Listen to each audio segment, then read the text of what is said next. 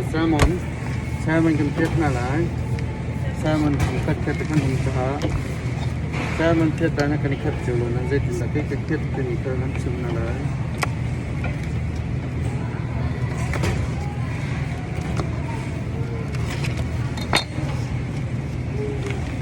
open the plastic bag first then na ikan anak ni sing kali asap apan deu nak racha deu nak hamcha ikan na chelai apan deu nak kha ikan ni chel jan ta na ke ta how kilo na zo lo na mi kan je chun da ti ta na lai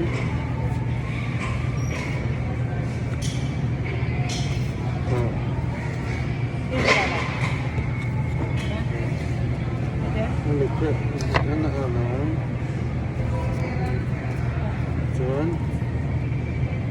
không sao là chuẩn hết na đi mà rồi rồi lọt giá khăn tên là lại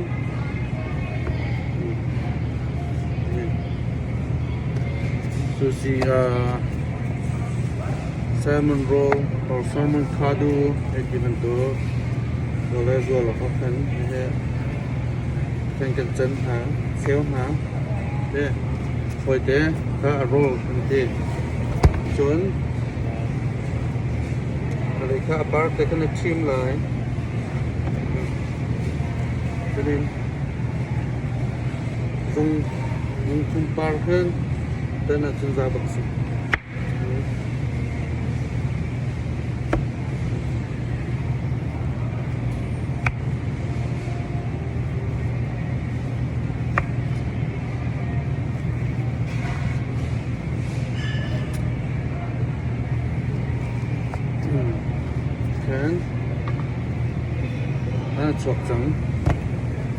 chuột chẳng ní thì cả ăn vịt tê khá rồi giá không là tuột hẳn đấy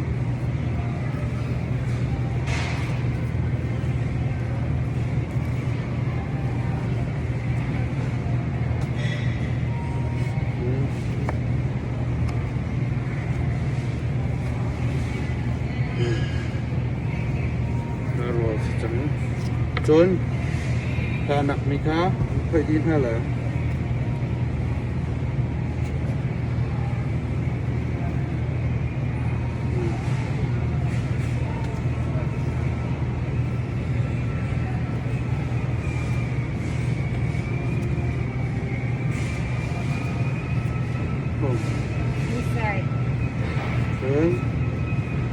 mantap mat nặng như có khó còn đấy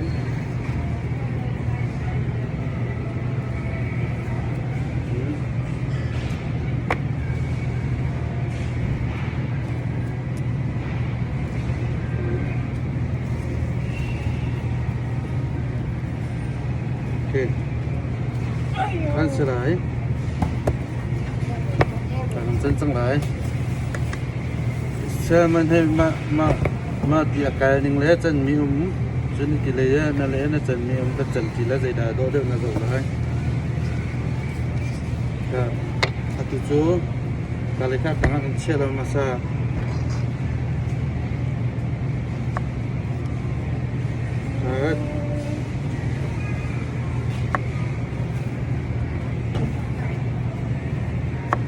nghe chân thì cái hình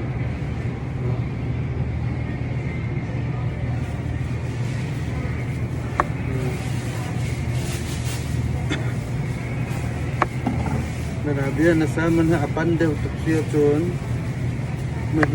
mình bỏ ra đến là tân lại đến là tụi là tân lại cam biệt thằng này mà đi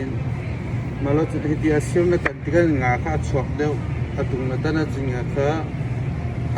chuột lâu đều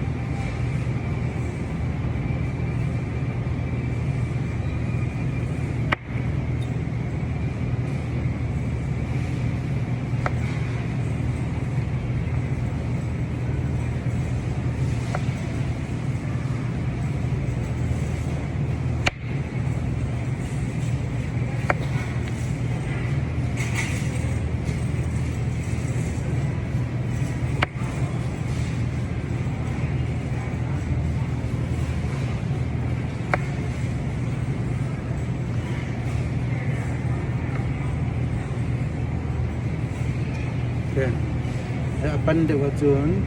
na tola tisi chun kazo kat kanatan masala 1 2 kanatan lai lehin na chelai yang tidak na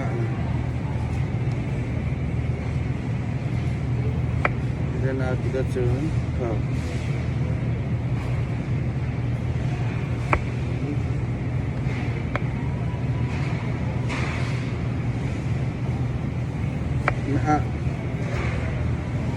na chan tika nanam tetin na talalo tiken anamin nanam lai